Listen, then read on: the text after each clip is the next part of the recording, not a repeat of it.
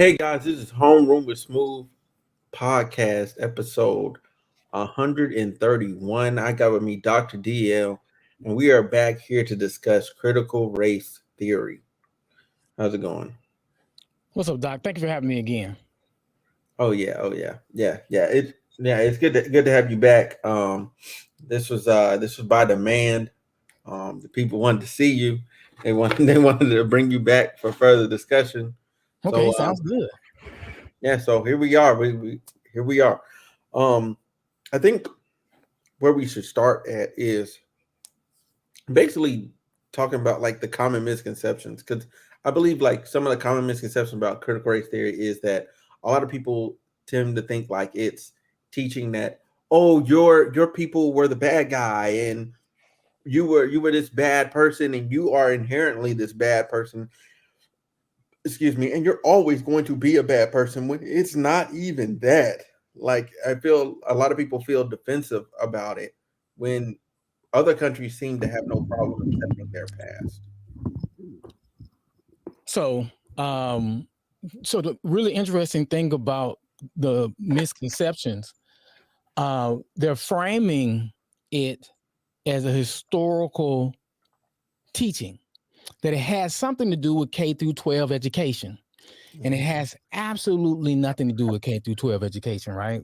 And so they're framing it as not only as critical race theory, they're using critical race theory as the framework to talk about race because it has critical and race in it, and implying that to history. And we know K through 12 education, you're going to get history or social studies at that level, but that's the glaring misconception about this. Then what you were just talking about is the use of history and talking about, good guys, bad guys, and all that other kind of stuff. But none of that has anything to do with actual critical race theory. And so what they're doing is creating a framework for us to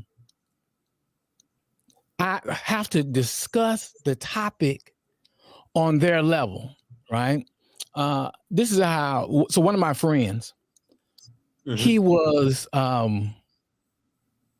saying that, the perception is the reality and the reality is the perception. And I was trying to go in on why that is, highly problematic. But but the thing that we were actually talking about was not critical race theory. We were talking about feminism.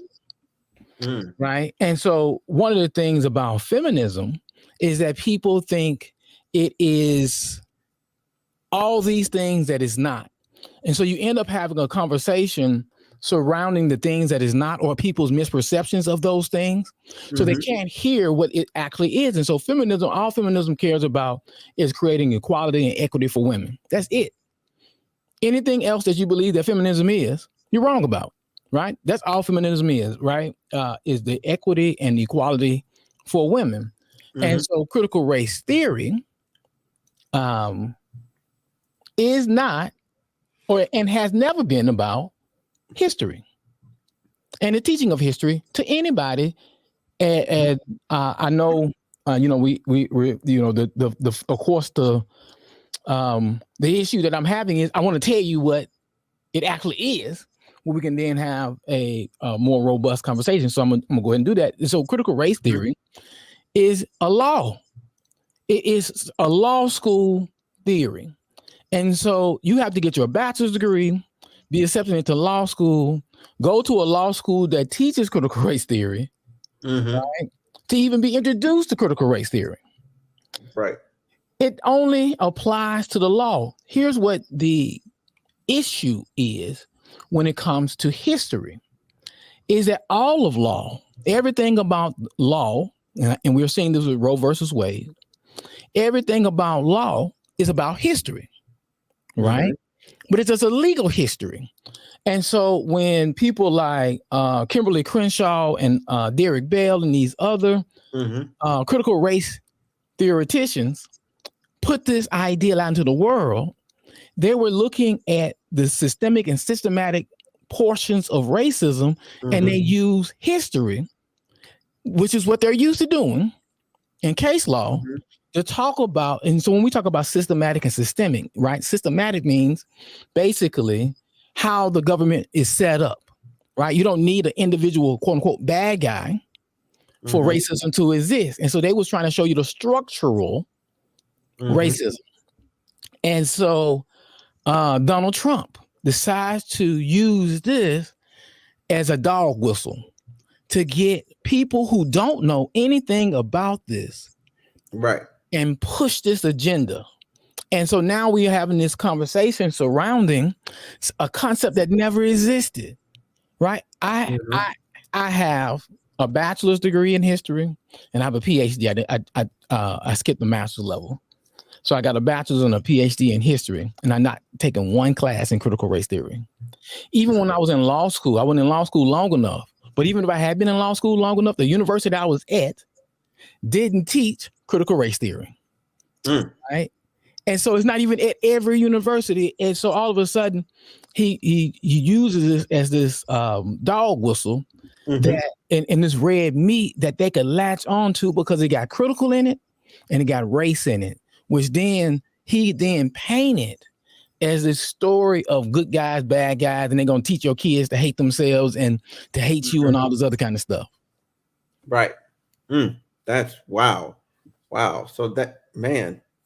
So Trump was where that came from. Yeah, Trump is where it came from, right? When he was running for the 2020 election, he threw it out there to get people to bite into it. But people hated him more than they hated the concept of critical race theory. And so he lost that election. But, you know, I'm in Virginia right now. And the governor now, I don't know what his name is, that guy became elected because he used a critical race theory. He said that on day one, he would get rid of critical race theory in K through 12 schools. And that got him elected. Because the Democrat that was running against him at first refused to even speak to it because he knew how asinine they were conflating it. And so by the time he decided he wanted to address it, it was too late. He had already lost those quote unquote moderates. And we remember what King said about those moderates, but that's a whole nother conversation. I mean, honestly, we can go there with the moderates, honestly, like just real quick, like, because I truly believe like a lot of people, they tend to portray that they're on our side, but they're actually not. They're always going to, at the end of the day, vote in their own self-interest. Right. And so going to King in the Birmingham jail letter, he like, hey, all you quote unquote cats moderates that's on the fence. Every last one of you is for my oppression.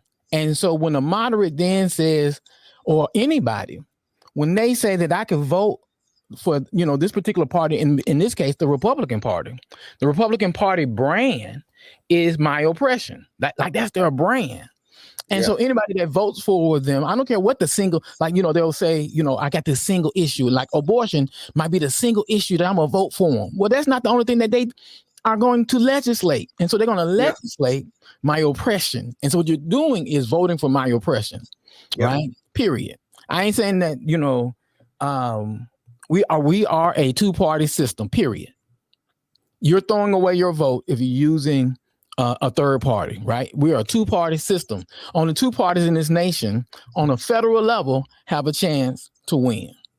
And so one party is vehemently for my oppression overtly, and another party is going to be more the moderate, right? So if y'all listen to my podcast, you're gonna hear me talk about this again. And so, but I preview it on yours. So when I relaunched my Black Rage podcast, because there's so much going on that I'm raging about, so I'm relaunching my Black Rage podcast. And the first thing I'm gonna talk about is Reconstruction. Okay. And why I'm gonna talk about Reconstruction, you might ask, is that after the Civil War, people believe that the Republican Party, not the one that exists today, the Republican Party of Lincoln, the Lincoln Republican Party, had quote unquote freed the enslaved people. Well, they hadn't. And so there was two groups of Republicans. You had the Progressive Democratic Party, or they call them the not. I'm conflating. So Reconstruction is going to be the radical Republicans, and in to 21st century is going to be the progressive Democrats, and then you got the moderate Democrats, and then you got the moderate Republicans going historically. The radical Republicans didn't give a good goddamn about black people. All they cared about was punishing the South. That's all they cared about. And so anything that so happened to help black people, that was second thought to them wanting to punish those Confederates, because those Confederates, remember, are traitors. They could have been put to death, right? All of them were traitors. And so we forget this, right? The Confederate States of America was its own nation.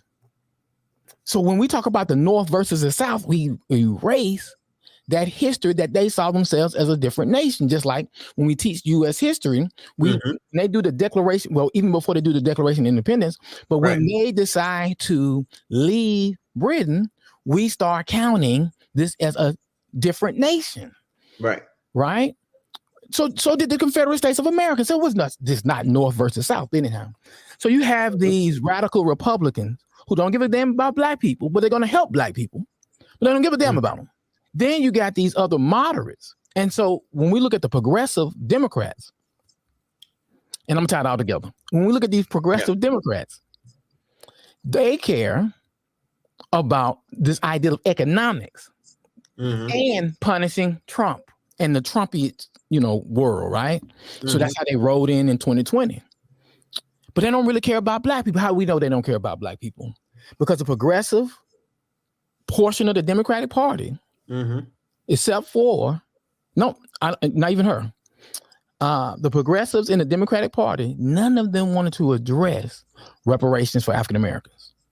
And so Bernie Sanders, when he ran in 2016 and when he ran in 2020, when he was put to this, several times he was told, like originally he was like, we can do better, we can do more things with that money, we can do these other things and all this other kind of stuff. And so he wants black votes, he wants black anger, but he doesn't want to do anything about it. And he was the leader of the Progressive Party, and the Progressive Party within the Democratic Party are still like that, and they want to punish Trump. And so look, how does this tie in? And so how is Trump using critical race theory and these Republicans using this? It is attacking voting. It's attacking education. Right? It's attacking affirmative action. It's attacking all of these things that has gone too far. Right? We've created oppression for a majority group in a country that's created for them structurally, that is created for them. But they feel like they are being oppressed because of this idea of critical race theory, affirmative action, political correctness, woke culture, right? Cancel culture, all these dog whistles that they're using. And guess what?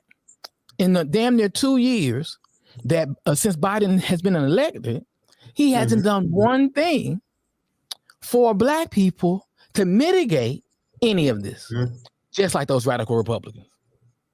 And so we're losing. So when they're attacking our voting, they're attacking our voting, right? What do they do? The Democrats do absolutely nothing and tell black people to outvote the racism.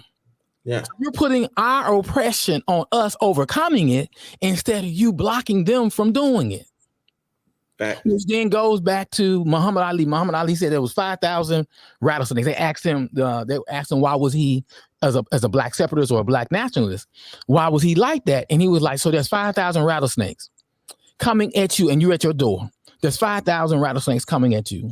Do you wait for the 2,000 good rattlesnakes to form a line to block the 3,000, or did you close the door on all of them? Right? And so that's where we are, right? We're at a place where you have things like critical race theory, woke culture, cancel culture being used to create white people believing that they're oppressed in some shape, form, or fashion. And the people that we're electing don't want to do a goddamn thing about it. They don't even want to address it. Right? Like I said, the Democrat that ran in Virginia, he's not the governor. He was up. It was going to be a landslide. He had already, because Virginia is different than other states. You can't run back. You can't, they can't have consecutive terms here. Mm-hmm. And so he was the governor, let's say from 2012. What year is so yeah, it was, what year is this? So 21. So so 2017, so 2017, so 2013, so 2013 to 17, this Mm-hmm. guy was the governor. Yeah. Then another Democrat came in from 2017 to 2021, Mm-hmm. right? And so the guy that was well liked, he was the Obama guy. He Mm-hmm. he was the chairperson or something like that when Obama ran for the first time. Yeah. He was, all polls showing he was on top, that it was going to be an easy win because he had a proven record of already being the governor, right? Yeah. And because he didn't address it, he loses, right? And so right, and when we look at the midterms right now, they're talking about how do we get African Americans to be excited, and you're not addressing all the issues that African Americans are facing because you're afraid of these titles of being woke, of critical race theory, right? Of cancel culture. You're scared of these things, and so you've allowed the misnomer surrounding it Mm-hmm. and allowing that to continue and not fight against it. And you're telling Black people who are the oppressed group to outdo something, and so so history has shown that, just like with the, once again, history is so important. This is the reason why they are attacking history to take this stuff out, because if you knew this, and so I'm bad with dates. I'm a historian that's bad with dates, right? But I believe I'm right. There's a Civil Rights Act of 1875. Watch this. The Civil Rights Act of 1875 did a whole bunch of things, right? The Supreme Court strikes it down for one part of it. The Supreme Court said that because the Civil Rights Act of 1875 allowed for, they said that African Americans could not be discriminated against by the government or by individuals. Okay.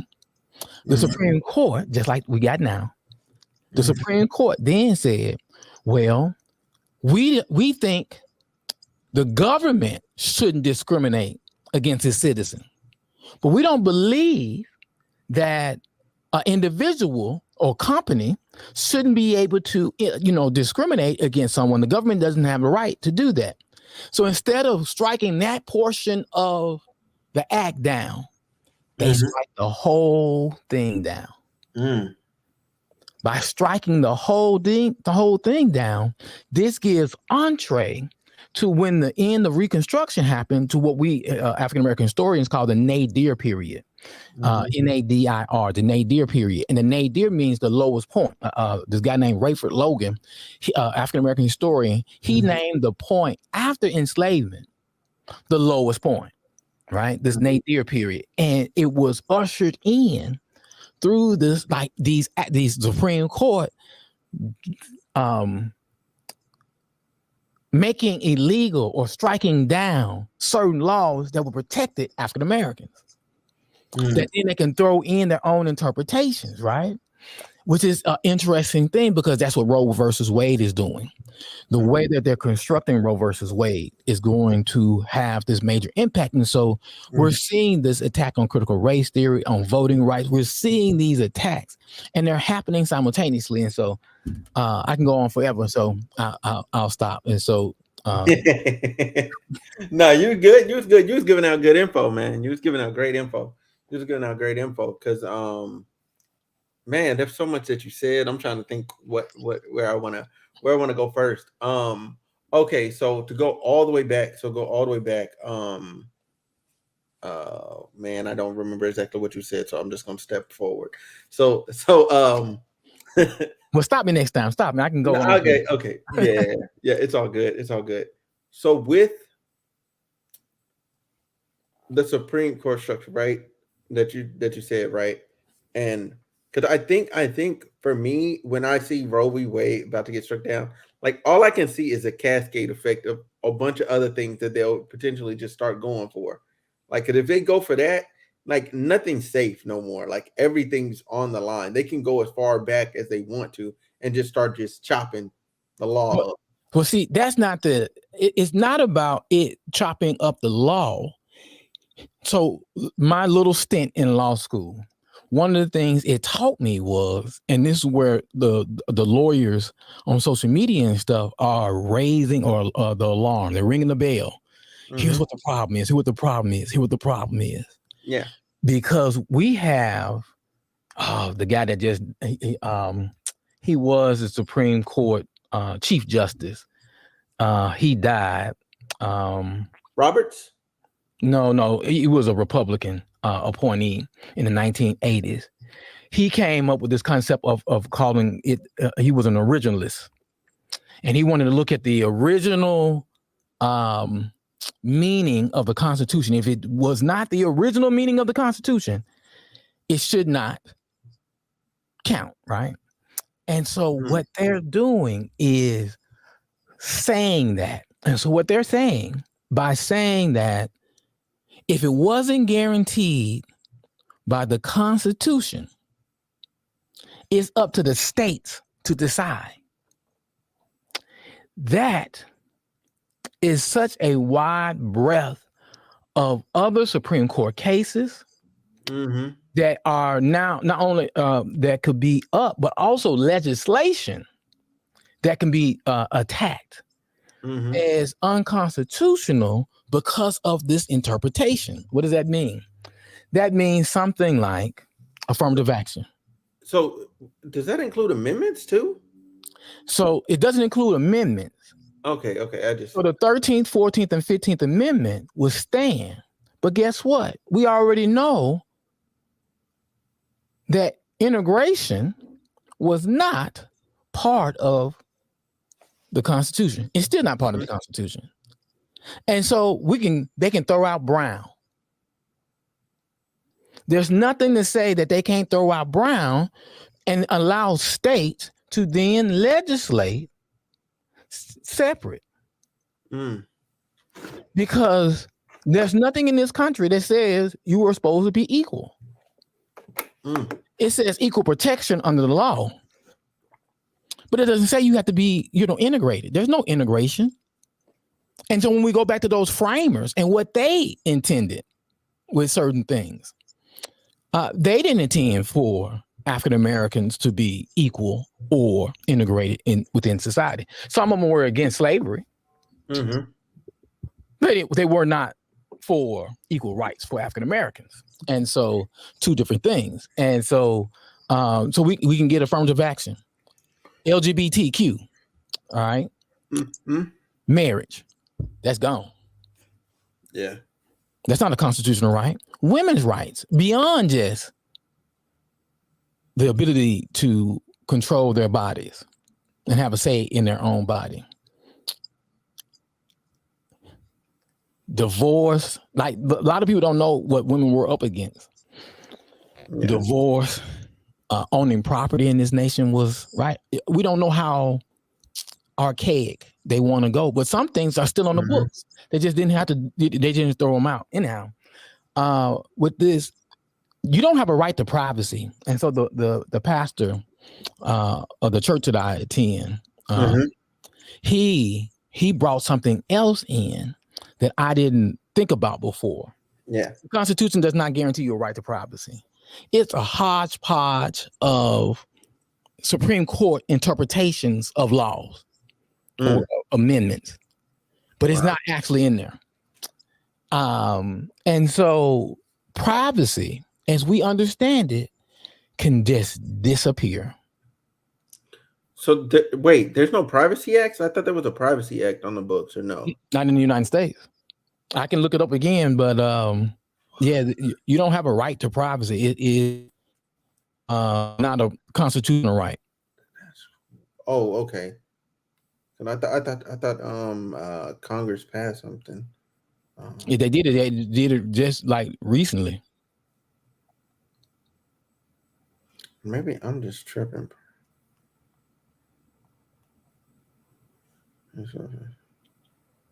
So right. So no, that's just information that I'm thinking about. The one of 74.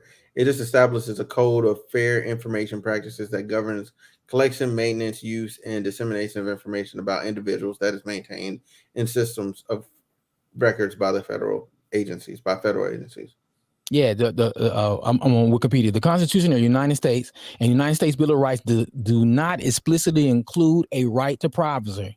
Currently, no federal law takes a holistic approach to privacy regulation. We don't have a right to it, right? You believe you do, right? You'll say, I got the right to privacy. No, you don't. The Constitution does not guarantee you the right to privacy. And so all of a sudden, it once again, a lot of things can happen. A lot of things can have a domino effect to where you have to live in certain states, right? To be able to have certain rights, right? Yeah. And so it's amazing. And like I said, the linchpin is when they come for African Americans historically. When they come for African Americans, they come for everybody. Yeah, that's not white, man, male, heterosexual, landowning. Right? They when they come for black people, they're coming for everybody. But right now, everybody is only looking at the idea that it's happening to black people. And so, and then watch this. Somebody else talked about this recently. This leaked document. Now, I don't think the Supreme Court has ever had a leaked document before, a leaked draft. Yeah. We had a leaked draft at the point where Clarence Thomas' wife is under investigation for her participation in January 6th and how much her husband is involved in that. To either get him impeached or at least have to recuse himself. But what are we talking about now? Strictly.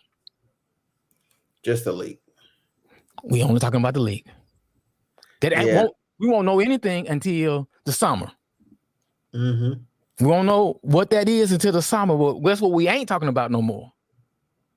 It's Clarence Thomas' wife and her connections and what we need to be doing with the Supreme Court. Not because because you can be impeached. And so should Clarence Thomas be impeached? We're not having those conversations anymore. I personally feel like he should, man, because that's kind of wild. Like, that's your significant other. She's out there advocating for, and you can't tell me that you're not going to have, when that case comes up, you're not going to have bias. But that's your wife. Y'all don't already had the conversation. She ain't keeping that to herself. Oh, yeah. She's definitely not. Right? And so, but we're not talking about that no more. Because that would change the dynamic of the Supreme Court. Because now instead of 3-6, it would be 4-5. Right? And then, once again, when it was about black people, right? The filibuster is a racist tool. That was created, right? And so when it was dealing with black people, we wanted to keep the filibuster. Now, they just did a fake vote, right? They knew we weren't gonna make it because of the filibuster, of course, about legislating women's rights to choose. And of course, it failed. And so I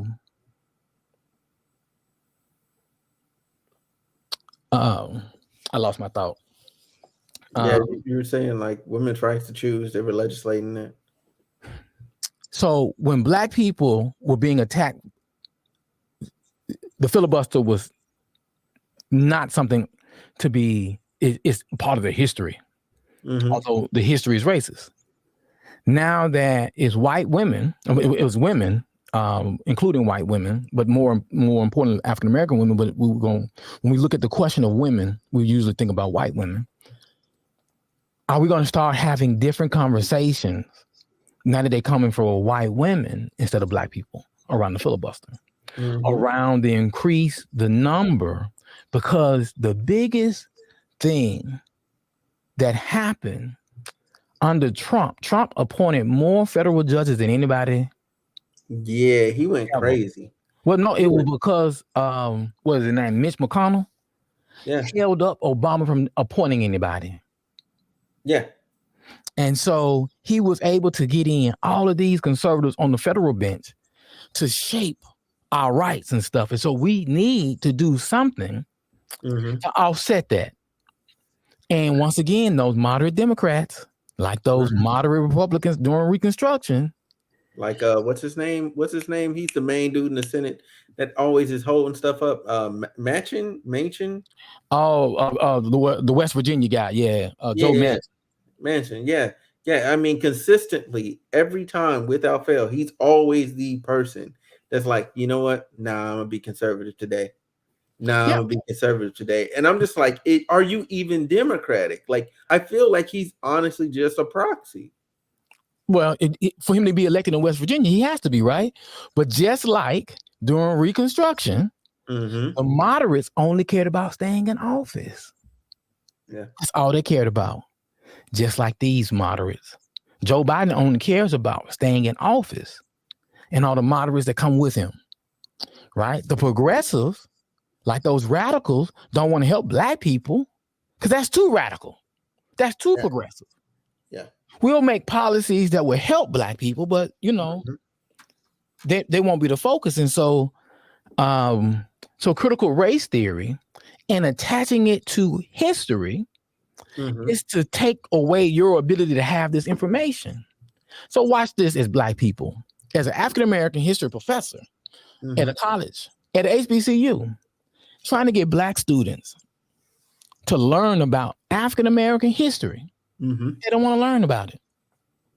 They don't think it's important. That's crazy. Right? They don't think it's important. And what are they like? Think about it. We're a capitalist nation. And as a capitalist nation, you know what a capitalist nation value is what they put their money on.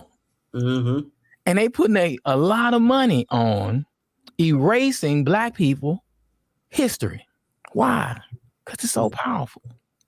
Because if you know our history, you can see this coming. I'm telling you what's happening. Yep. I'm showing you the parallels. This is the reason why I studied the time period after enslavement, not during enslavement. I studied after enslavement because I saw the writing on the wall after the Reconstruction, what they call the so-called civil rights movement. They called it the second Reconstruction. So that means we heading for a nadir period. And then we're going to head for this Jim Crow period, right? That's what our history has taught us. And surely enough, we head into it. We in the nadir period now under Trump. So what the nadir period had, what we call is de facto and de jure. De facto means by custom. De jure means by law.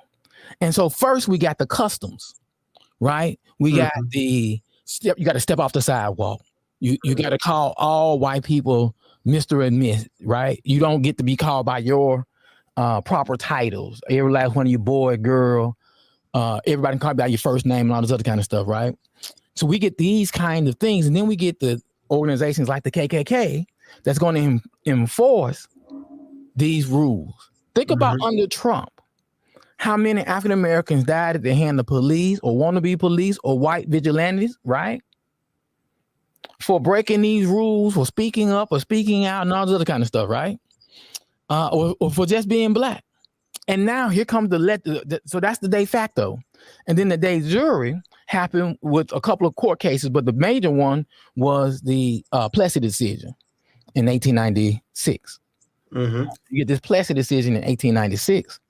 And then and so this is where we're heading, and it's going to end up being this Roe decision that's going to help create the space for regulation. And so we also had that overturning of that from a de jure standpoint. We got the overturning of the Civil Rights Act of 1875, right? And so these things lead up to Jim Crow.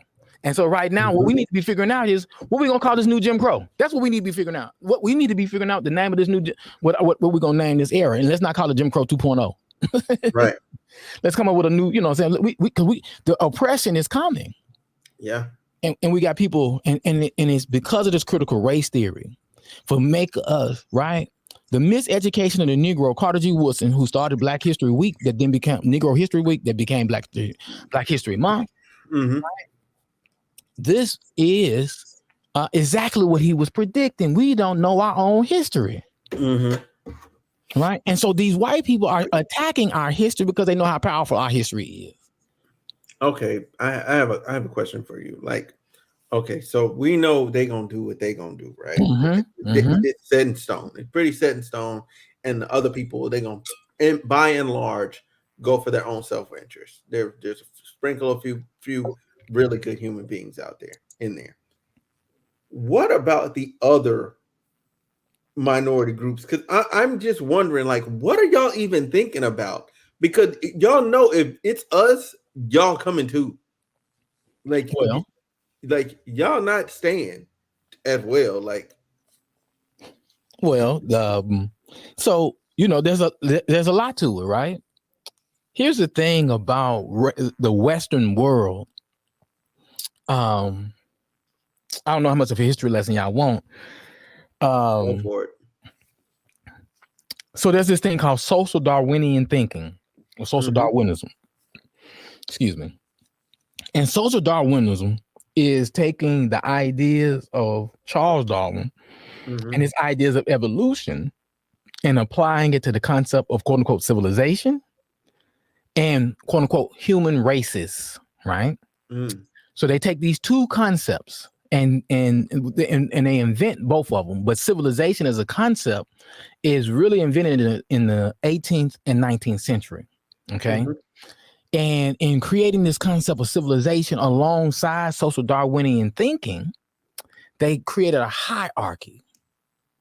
And in creating this hierarchy, what they said, and they used some of the biology, right, from Charles Darwin, they said Africans, they take for fact that evolution took place.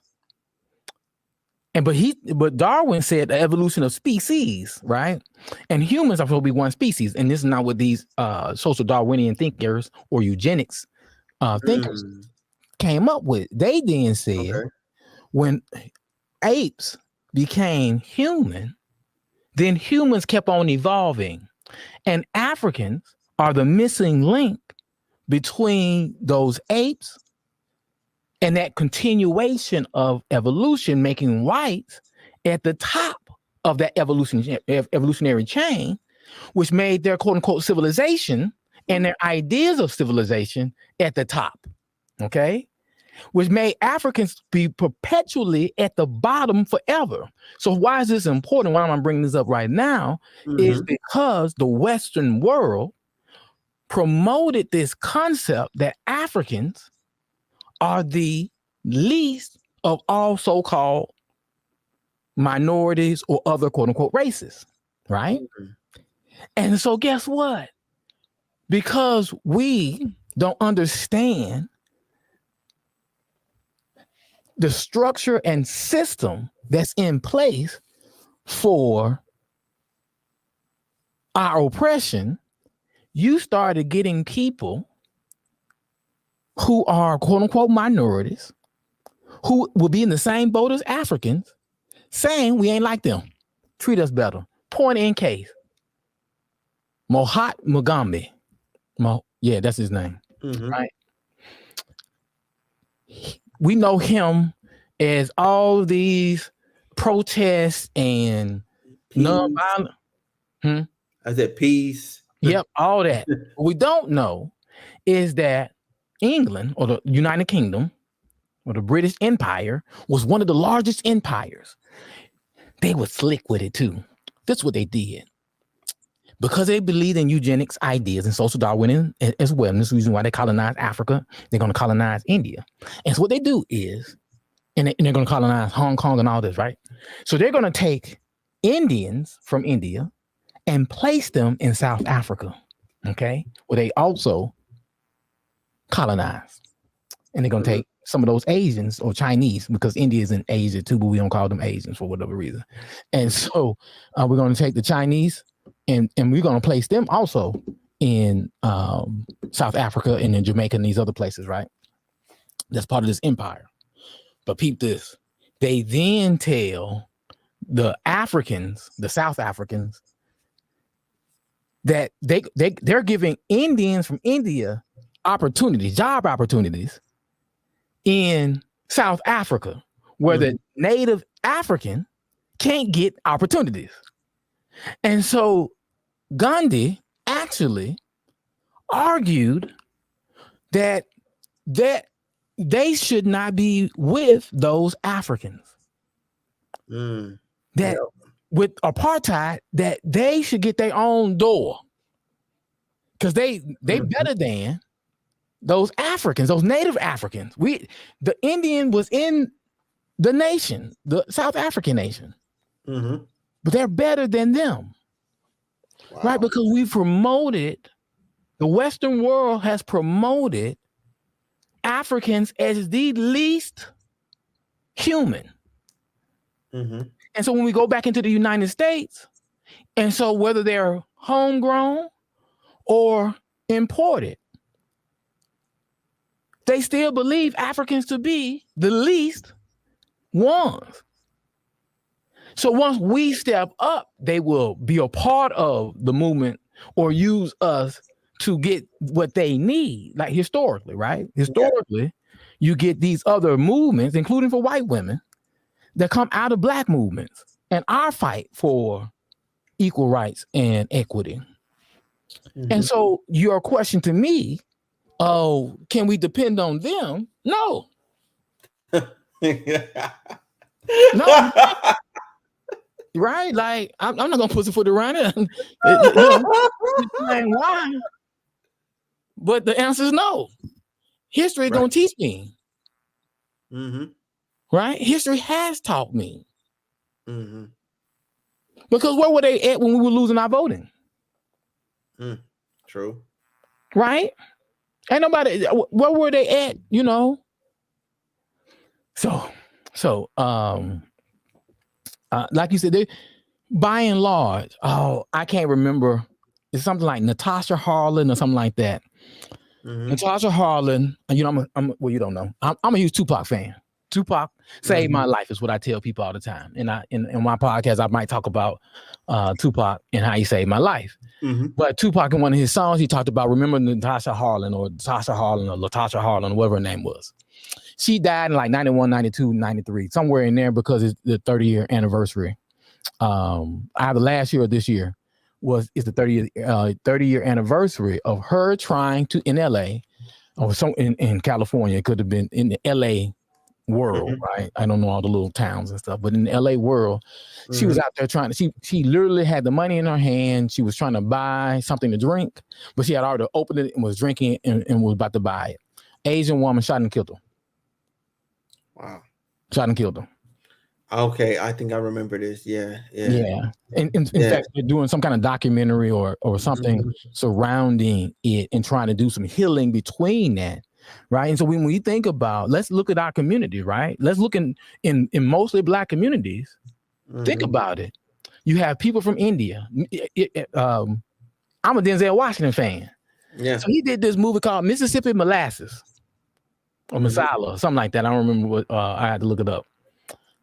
It's about, it's set in Mississippi, where he falls in love with a woman who was from India, and how much his folks didn't want, how much her folks didn't want him to, her to mess with this Black dude from the United States. That's what the whole movie about.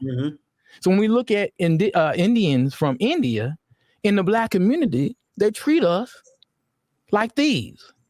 They treat us like we're gonna hurt them.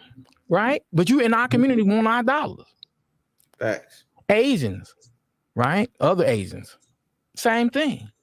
They own our hair products, right? Black hair care products is a multi-billion-dollar industry that only African Americans can use.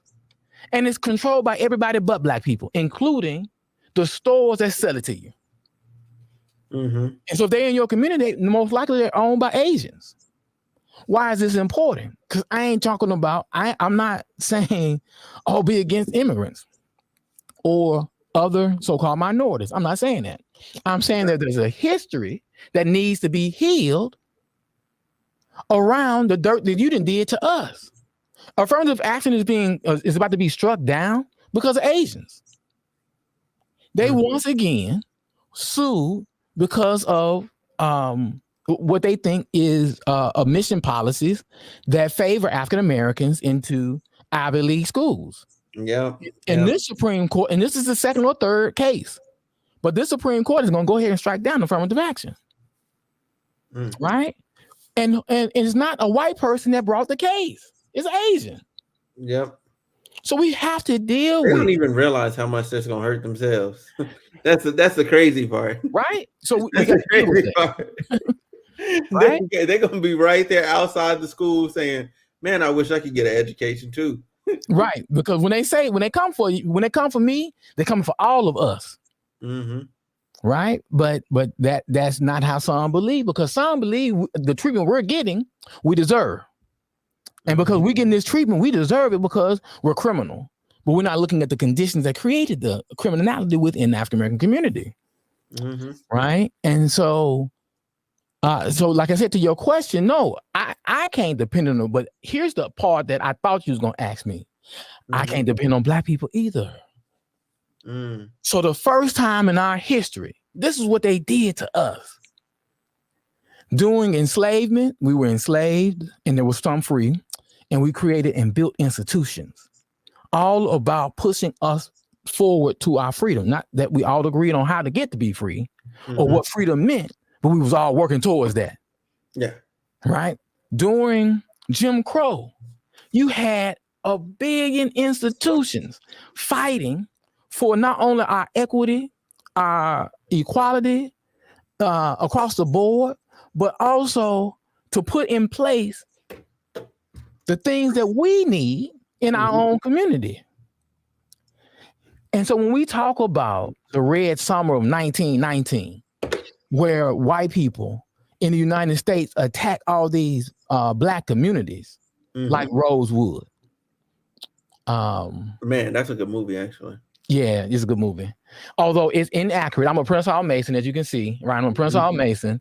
And that whole scene of the white guy going to a Black guy because they Masons is erroneous, right? Yeah. The only people that I recognize as a Prince, as a Mason, if you ain't Prince Hall, I don't recognize you as a Mason. I recognize, meaning we will not have any fraternal conversations at all.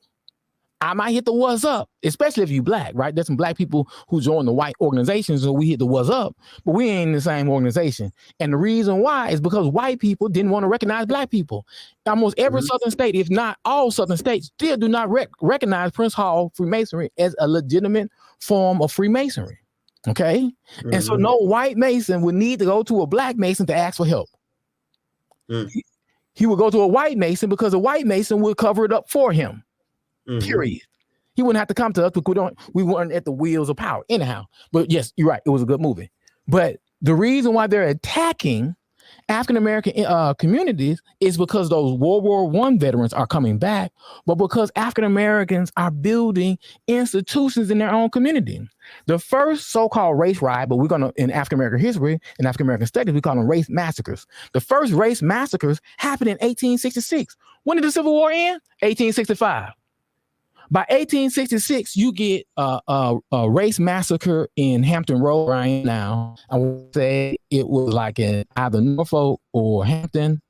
You get one in Memphis. Well, you get one in New Orleans. So I think the order was Hampton Roads, New Orleans, Memphis. Right? 1866. You get Wilmington, North Carolina, in 1898, where they literally run Black people out of the town, take their property, say that they abandoned it and sold it to the white folks. Right? This is Wilmington. In 1906, you get Atlanta. Right? I can keep on naming. Everybody want to talk about God doggone Tulsa, and Tulsa is important, but it ain't the only one. Why I'm bringing these up is that what they actually are attacking is Black institutions, because Black institutions was a way for us to make our way. But guess what the so-called civil rights movement did? Destroyed our institutions from within. Because now Black people move away from their own communities. They destroy the pillars of African-American community, or the African-American community, through destroying their institutions. Now you got Black Greek-led organizations. I was on the phone with one of my friends who was in a Black Greek-led organization, and he was talking about how this other guy, which is in a different Black Greek-led organization, never offered to help him in getting a job somewhere. And I said, you know why? Because the information that's being passed down now is about your individual fraternity. and helping them. And that's not what the organization was started about. The organization was started to teach you how to help Black people. If you can then help a brother, that's great. But you're supposed to be helping Black people. Right. And so that is how we just are destroying our own institutions. And so now the very institutions like the Black church, who is now teaching, has a prosperity theology and not a Black liberation theology that James Cone talked about. You're teaching a prosperity theology. You're trying to tell Black people as Christians it's okay to be capitalists to get into heaven. Right? Was dismantling the Black liberation theology, right? Our Black or fraternal organizations, right? This is my particular research. My particular research is on Prince Hall Freemasonry in the South. And one of the things I look at is what no movement of African Americans in the United States can be talked about without talking about Prince Hall and other fraternal organizations involved in those movements, both in terms of financial, in terms of leadership, in terms of putting Black bodies on the front line. You cannot talk about any of these movements. So it's not just the Black church. It's all I call it the web of networks. And so there's this web of networks that African Americans are able to tap into. And this is what they got us at. Is that we don't have, not only do we not have that web of networks anymore, we don't have those Black institutions. And so when they come for this, you're going to be stuck behind enemy lines because you decided to live beside all these goddamn white people. You are estranged from the Black church, or the Black church you go to is teaching you about being a Black capitalist. That's be your own oppression instead of telling you about Black liberation theology, right? And so we are the NAACP is giving image awards to people like Tyler Perry. When if Tyler Perry would have been a white person, we would have been boycotting them. Right? And so our institutions are failing us. And now the government is coming for us, and we don't have not one goddamn institution. Even our HBCUs are failing us. Right? Because they want to stay open and not teach this. Right? They want to stay open and not actually have the rigor to create Black leaders. Not all of them, but some of them. Right? And so our institutions are failing us at a moment when we need them the most. And so, unlike the Nadir period, which then they could then take their pennies and create billion-dollar organizations. Now that we are actually, the United States, African Americans have over $1 trillion. I want to say more than $1 trillion, but at least $1 trillion in spending power, which means if we kept our money in our own community, we will have a larger budget in some nations, right? And we won't have to depend on anybody. This is what they are afraid of. The boys, when he was at Atlanta University before Clark was his own school and Atlanta University was his own school. So when he was at Atlanta University, he had a series of conferences where he talked these things out. Where if you would be in my African American history course, right, you would learn about it. So you would learn about cooperative businesses. You will learn about these Black organizations, right? The fraternal organizations and their role in the Black community. You will learn about this stuff, but you're not taking these. And this is once again going back to the topic of this: why they are attacking critical race theory, because they don't want you to learn these kind of things. They don't want to learn. They don't want you to learn that your people. You ain't got to create a new blueprint. Your people already got a blueprint. They had to get you so far away from that blueprint, chasing and trying to become like them, right? Right. That you don't even know your history and you don't value it. You don't even want to learn it. That's facts. That's facts. Yeah. Wow. Dude. Yeah. Man. Bro, that's some tough stuff to swallow. Because I'm just really sitting here thinking about. I'm like, man, we really don't help each other the way that we used to.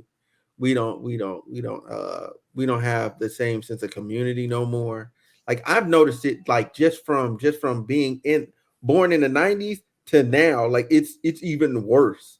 Like it has ever gotten better. Like somebody's like, oh, we're more connected than ever through social media. I'm like, that is a facade. That is a complete facade. Social media means nothing. armchair activism, right? Yeah. Everybody can be an armchair activist, right? Yep. But putting in the work, man, that ain't work. That ain't work. And so everybody can retweet something. Everybody can, turn their profile picture black for one damn day. Yes. And then go back to the same people the day before and the day after, right? But we're gonna on this one day, right? And so once again, not to promote my podcast too much, but my very first episode of Black Rage, I play King's last speech that you've never heard. You've never heard King, because King, before he died, was a black nationalist. And so before you're talking about the speech that's on economics, right? Yep. Yeah, I heard that. I went and looked it up for myself. I said, "Yo, no wonder they got him up out of there." That's why they got him out of here. They had to. They had all the momentum, and everybody was hearing that. Like that would have capitalism, like most of the companies and all that corporate structure that we have today, wouldn't even made it. They wouldn't have survived. State Farm is a great example who either did not allow African Americans to get policies with them or overcharge them. But State Farm now want to bring everything that black people do is brought to you by State Farm, right? Like, whereas King was like, you should be with the black insurance company. Yeah. You should have the right to buy at State Farm, but you should be with the black insurance company. He was like, let's have a bank-in movement, right? Like, well, y'all ain't ready for that, right? Like, we ain't ready for that conversation. And that's the reason why you ain't never heard on a national platform the conversation that King was having the day before he died. Right? We don't want to talk about April the 3rd. We only want to talk about the prophetic utterance at the end. I may not get there with you. That's the part we want to keep on playing. We want to play the don't judge you by the color of your skin in 63. And then we want to jump to the mountaintop at the end of, at the end. But we don't want to deal with the changes that King went through. And we surely don't want to deal with the speech that he actually gave the day before he got doggone died. Right? And so these black institutions, once again, history is one of the most important fields, no matter what you decide to do in your life. Knowing your history is going to be the guidepost. And that's why critical race theory, and because they couldn't talk about going after history. So I'm going to make history into critical race theory and go after it to erase black presence in the story. Right? And by erasing those stories, you can't learn what your people went through and what you got, where you need to be going to. Yeah, because I remember I seen the Texas textbook, and like everybody was up in arms because it said for the slaves, it said some of them chose to come here. I said, no, they didn't. Right. There was no option for anybody. It was, yo, get on this boat. Well, they ain't say, and it wasn't even a yo, get on this boat. It was just like kind of just knock you upside your head and get to walking. Like, you was shackled together, and y'all had to, under threat of, right? We call that duress and all this other kind of stuff, right? And so, no. And so you can't learn that, right? Because now all of a sudden that history is changing things. So a little bit of biography about me. I'm a North Memphis, which is an economically depressed community in Memphis. The zip code that I was a part of, 38108, during the time that I was coming up, in all crimes committed, it was number one in the nation for years, 38108. And so some of the people like Project Pat, you might know of, the guy at 36. Are you talking about what, Juicy J and Juicy J? He's from 38108, right? Yo Gotti, he claims Ridgeway, and so that's North Memphis. So you know what I'm saying? So I come out of this, and it wasn't until I got to college and took my first African American study and history courses that set me down this path. That's how powerful learning your history is. Because once it's unlocked, think about this, right? If somebody told me this, and so I never looked it up, but Chadwick Boseman and the director of Black Panther either minored in African American studies or majored in African American studies. And the reason why they were able to do so well with Black Panther and make that such a visually stunning movie Mm-hmm. was because of that root in African American studies. Right. Right. And so you don't have to then do right. And so everybody that's in, whether you want to be a doctor or a lawyer or a teacher or whatever, you should be taking African American history or study courses. Mm-hmm. And if you are finished, you got your degree, you need to learn, because you need to learn these histories, especially how Black people were treated in your field. Right. Like if you learn these things, you then will unlock some stuff. Right. If you understand nursing, right?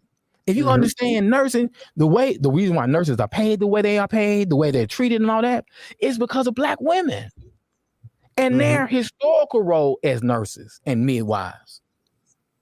Right? And so it's an amazing thing to when you understand these connections. And so this is what they're after. Because if this continues down that road, if everybody becomes understanding of it, right, then you can create change. Because now we all, like when I was in school, before I got to school, I had never heard of intersectionality.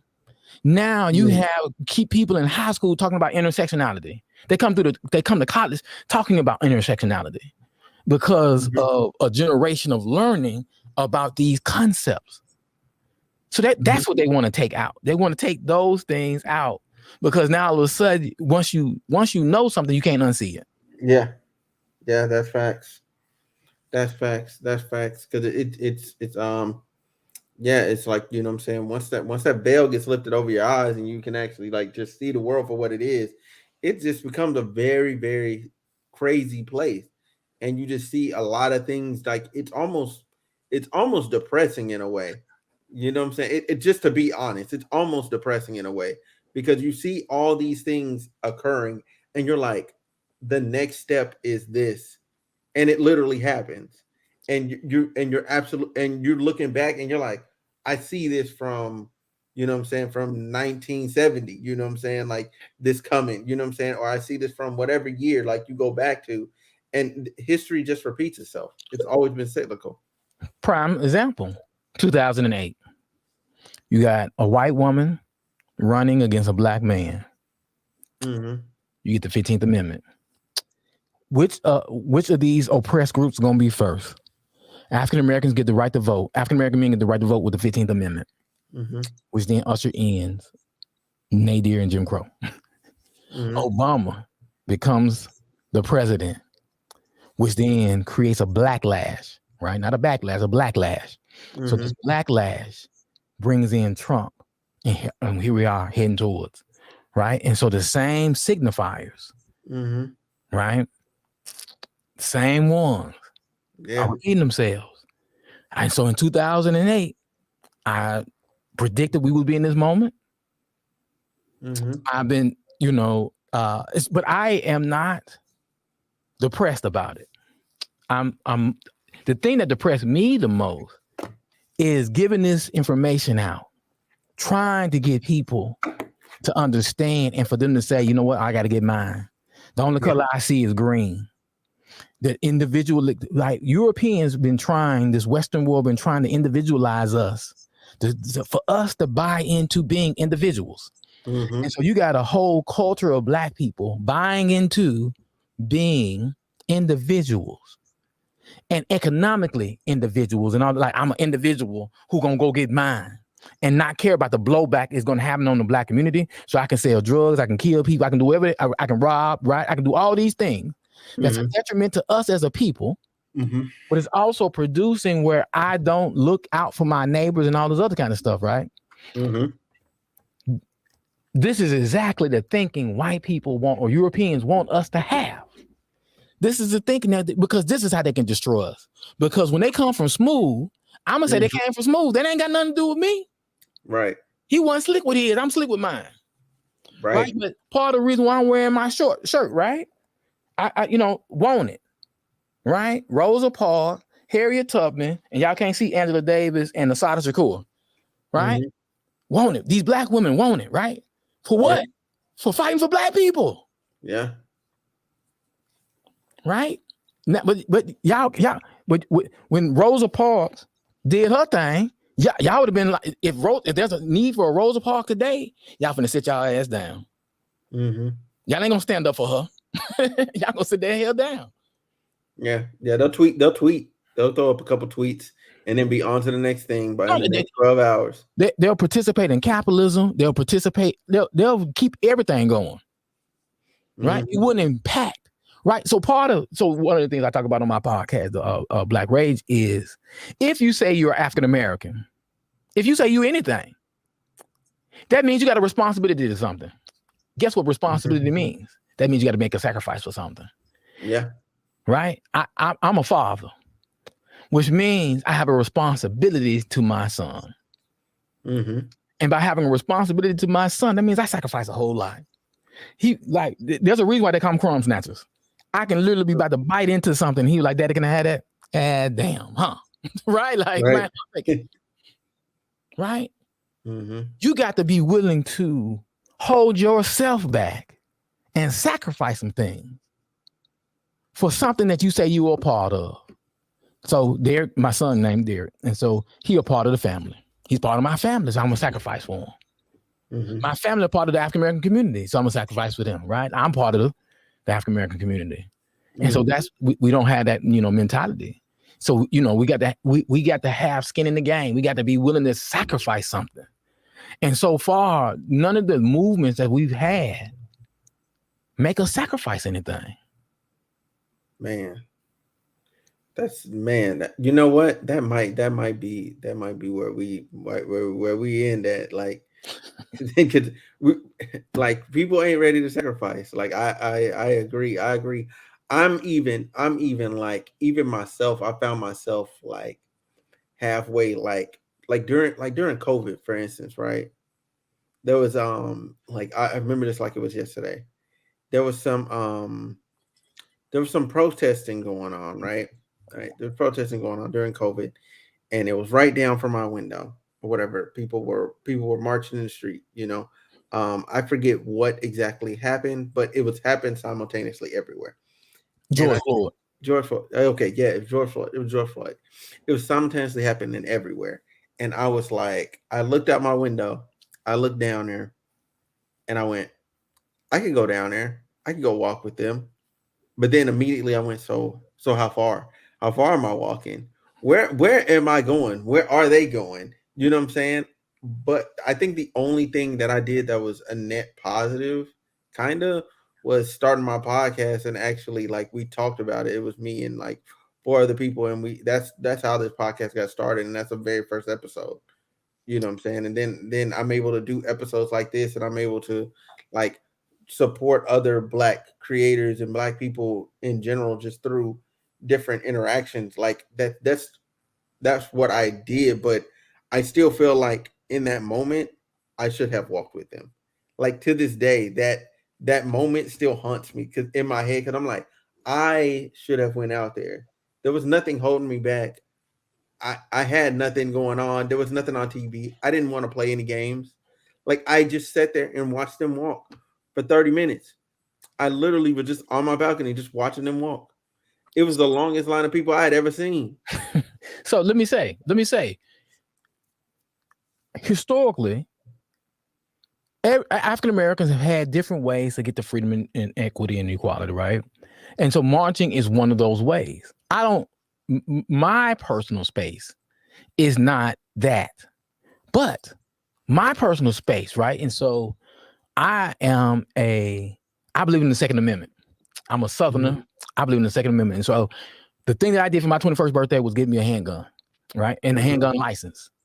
And so because of what I was seeing in the news of how these protesters are being attacked, I'm not marching with them. I'm walking like the Deacons for Defense, protecting them. And so if you would have come running up on us, if you was trying to drive your little car through and all this other kind of stuff, you would have had to meet me, right? They are the nonviolent ones, right? I am on the other side of that, right? I'm on the other side of self-defense. I believe in self-defense. And so if you don't come attack me, I won't attack you. Mm-hmm. I won't defend myself. So you don't come over here, I won't come over there. And so what that means, what I'm trying to say is that might not be the way that you need to be protesting, right? That might be, from an economic standpoint, right? Divesting yourself away from these companies who refuse to speak up and speak out, or giving up. Like right now, one of the things I'm talking about on my podcast, all these companies that promise all these billions of dollars when George Floyd was hot in the news, and they ain't gave, like most of them ain't gave a quarter towards that.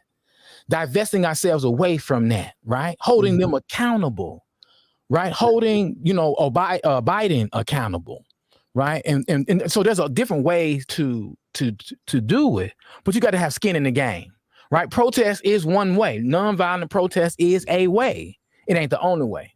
And so you don't have to feel bad about not participating in that particular protest. But then what is it that you will do, right? What is it like, because I personally have several private boycotts that goes on right now. Like there's a whole bunch of places I don't shop at, period, right? I don't bank with certain people, right? Because of their history and their treatment of Black people, right? There's some things I decide, like, I don't care if all Black people do this, I won't.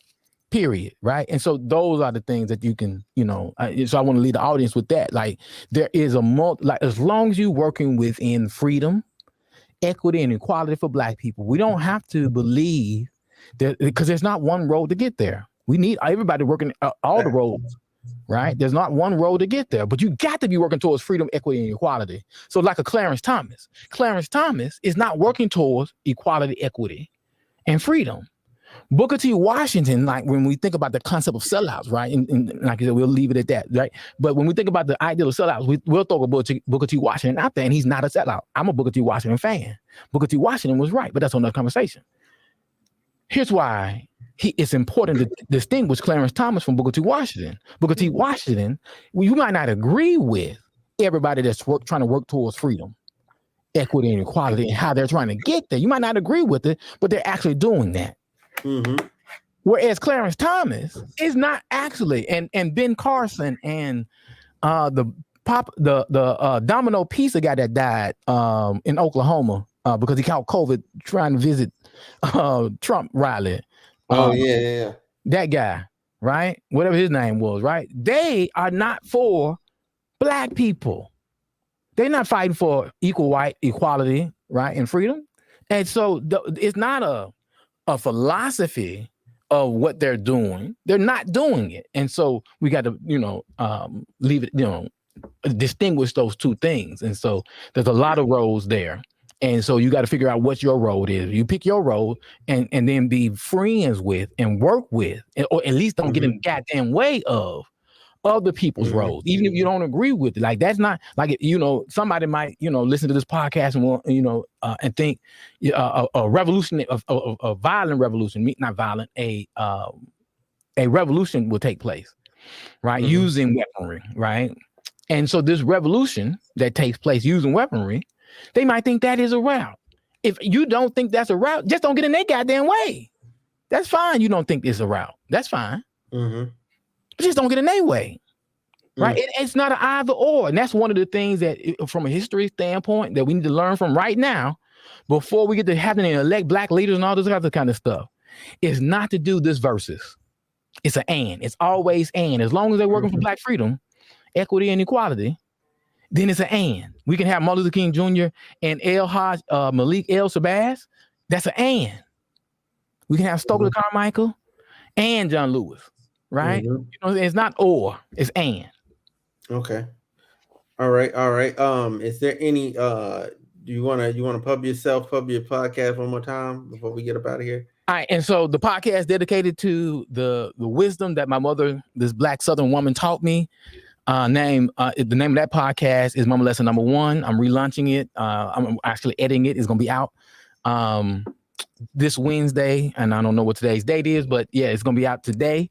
And I'm looking at Black love, why I love Black women, because so many of us talk about why we don't date Black women. I only date Black women, and that's that podcast. And then I'm relaunching Black Rage and Black Rage. You can find both of those on Spotify. Black Rage is also on Apple, Google, and the rest of them. But Mama Lesson Number 1 is not, because of everybody doing podcasts, and so that process is taking longer. And so Black Rage, I'm coming in talking about Roe versus Wade and these other kind of issues that's facing Black people today. Okay. But yeah, y'all make sure y'all go check him out on all those platforms. Mama Lesson #1 and the Black Rage podcast, correct? Yep, Black Rage Black Podcast. Rage podcast. This has been Homeroom with Smooth, episode 131. Y'all make sure y'all like, comment, and subscribe, and also leave us a review on the podcast platforms. We are out of here.